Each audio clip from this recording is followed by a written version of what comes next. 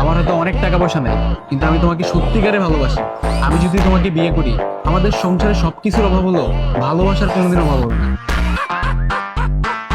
কারণ আমি তোমাকে সত্যিকারে ভালোবাসি, আর সেই সম্মান আর বিশ্বাসটুকু তোমার প্রতি আছে।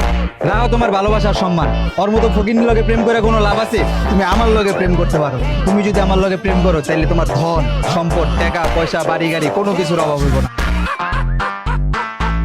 তোমার আমি পুরো সোনা দিয়া মোড়ায় রাখো, বুঝো না? তুমি আমার লগে রিলেশন করো। আমি কত লাকি, একজনের সাথে রিলেশন করলে টাকা পয়সার কোনো অভাব হবে না, আর তোমার সাথে রিলেশন করলে ভালোবাসার কোনো অভাব হবে না। এই যুগে তোমার মতো ছেলে কোথাও পাওয়া যায় না। তোমার মতো ছেলের জন্য আমার মন থেকে ভালোবাসা আর স্যালুট স্যালুট স্যালুট। ওই দাঁড়াও, আমি 2 দিন আগে বিএনপিতে যোগ দিছি। বাবু, তাহলে কোন কোন এলাকায় চাঁদা তুলো তুমি?